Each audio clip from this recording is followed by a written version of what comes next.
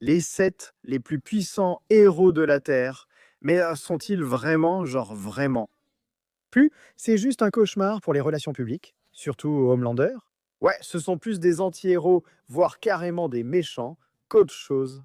Alors, comment ils s'en sortiraient face à une vraie équipe de super-héros? Comment s'en sortiraient-ils face aux véritables héros les plus puissants de la Terre? Les Avengers contre les 7, qui gagne? Eh bien, allons-y. Mais avant de commencer, si vous pensez que les 7 l'emportent, n'oubliez pas de vous abonner. Si vous n'êtes pas d'accord, si vous pensez que les Avengers gagnent, eh bien activez la cloche de notification. Maintenant, allons-y. Dès le départ, pour rendre ce combat un minimum équitable. Nous allons opposer les 7 principalement aux Avengers de la première phase. Au lieu de se battre contre Loki et l'armée des Chitauri, eh bien ils affrontent les 7 à la place.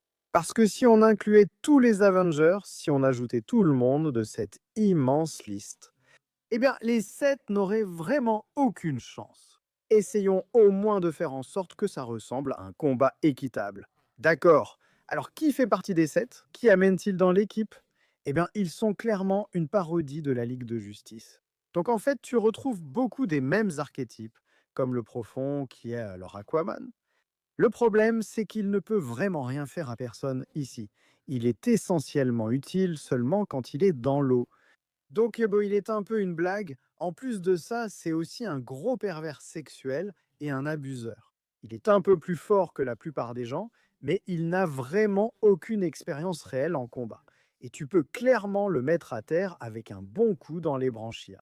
Ensuite, avec la translucide, sa peau est à base de carbone, ce qui lui permet de courber la lumière autour de lui et de devenir invisible, et cela le rend incroyablement résistant. Il peut encaisser des tronçonneuses, il est ignifuge, il résiste aux balles de sniper de gros calibre.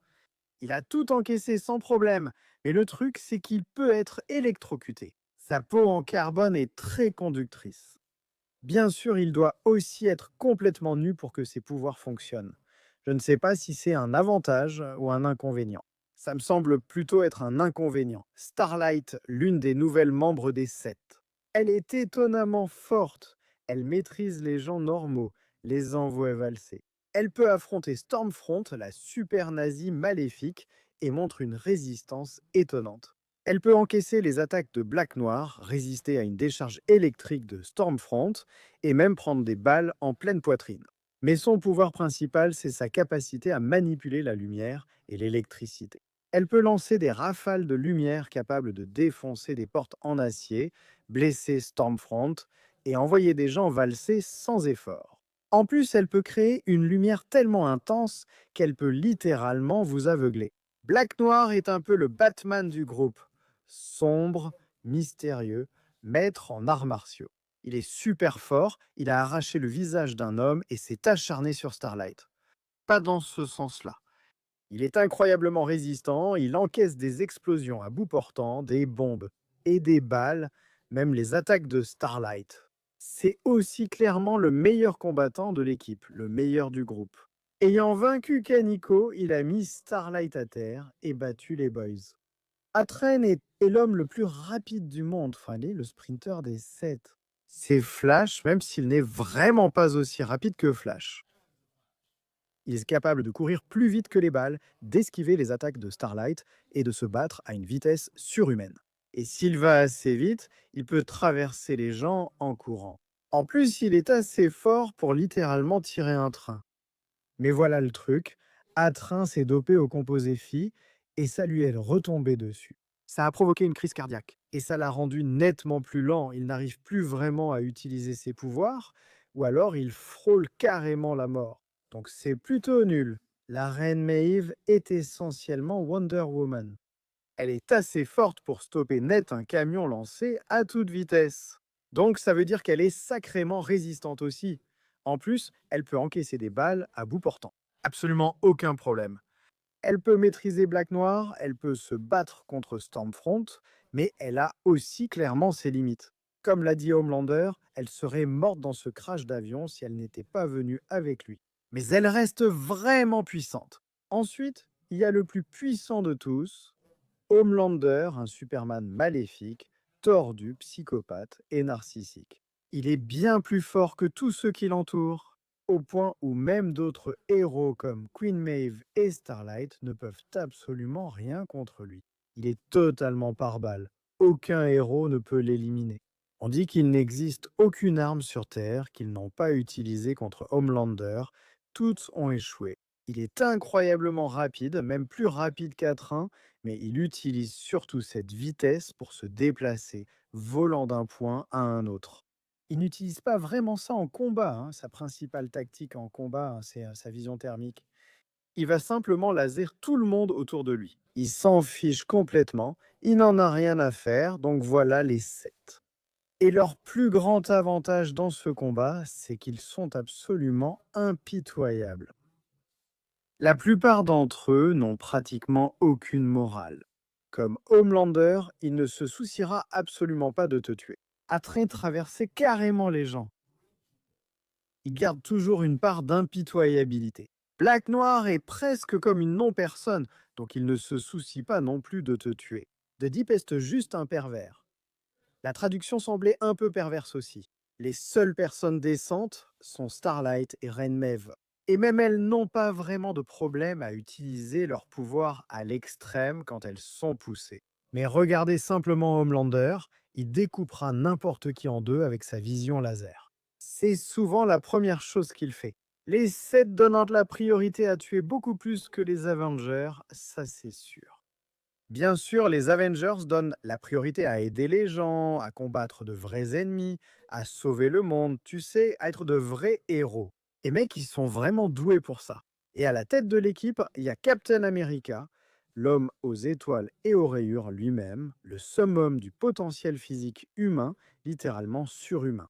Il est capable de littéralement envoyer les gens valser, vraiment les faire voler à chaque coup qu'il porte, comme s'il envoyait un sac de sable à travers la pièce. C'est ce genre de puissance à chaque coup de poing, ce genre de force à chaque frappe. En plus, il peut clairement encaisser un coup et survivre à des attaques vraiment sérieuses aussi. Ça n'enlève rien au fait qu'il a aussi ce bouclier en vibranium. Rien de ce que les 7 lui lanceront ne traversera ce truc. Homelander tire un rayon laser, Queen Maeve donne un coup de poing. Oui, ça ne fera rien au bouclier de Cap. Ce truc-là a affronté Thor et toute la puissance de Mjolnir et toute cette foudre qui volait partout. Captain America allait parfaitement bien sous tout ça. En plus, Captain America est facilement l'un des plus grands combattants du monde. Steve a affronté les meilleurs, le Soldat de l'Hiver, la Panthère Noire, Iron Man, Spider-Man. Il a affronté à lui seul des groupes entiers d'hommes de main, de voyous et d'escouades de la mort d'élite. Ce gars peut vraiment tout faire. En plus, Captain America peut même affronter son adversaire le plus coriace, lui-même. Et il peut quand même gagner. Oh, et il peut manier Mjolnir, ce qui est incroyable, mais il ne peut pas encore le faire. Alors chut, gardons ça secret pour Thor. Maintenant, Iron Man n'est peut-être pas le chef de l'équipe, mais ne t'inquiète pas, il n'est pas du tout vexé par ça. Eh bien, en fait, c'est lui le patron. Moi, je paye juste tout. Je conçois tout et je fais... Oui. Plus cool, ces armures d'Iron Man ont évolué au point de pouvoir se battre contre Thor, elles peuvent même se battre contre Hulk, elles peuvent même se battre contre Thanos, et il a une multitude d'armes absolues, capables de créer des armes rien qu'en y pensant. Plus d'armes que vous ne pourriez jamais imaginer. Mais ici, on va revenir un peu en arrière, tout droit jusqu'au Mark VI et Mark VI. Donc en gros, la fin d'Iron Man 2 puis Avengers. Il a pu se battre contre Thor, envoyer Thor à travers un arbre, encaisser des coups de Thor, prendre des coups de Mjolnir, et même repousser Thor avec son rayon pulsar. Il a détruit les drones marteaux comme si de rien n'était, les a déchirés comme du papier. Même si honnêtement, je ne sais pas à quel point c'est impressionnant. Ensuite, il a pu se battre contre tous les Tataris et affronter cette armée tout seul au début. Il peut faire exploser un Léviathan géant de l'intérieur. Il a un missile capable de faire exploser un autre Léviathan. Je commence à penser que ces choses ne sont pas aussi résistantes qu'elles en ont l'air. Et puis, bien sûr, il a redirigé une ogive nucléaire et il est retombé sur Terre, survivant à la rentrée atmosphérique pendant qu'il y était. Assez impressionnant pour un type en costume bon marché. Thor est le dieu de l'équipe et non le dieu des marteaux. Mais au moins, Maintenant, il pense toujours qu'il l'est.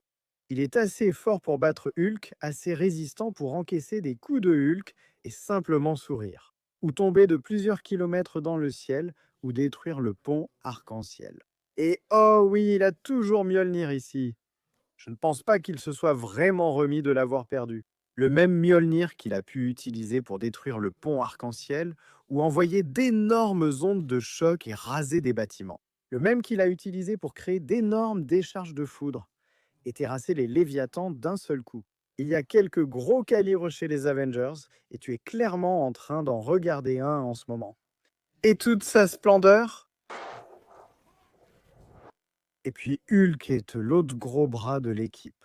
Non seulement ça, mais c'est le plus fort des Avengers.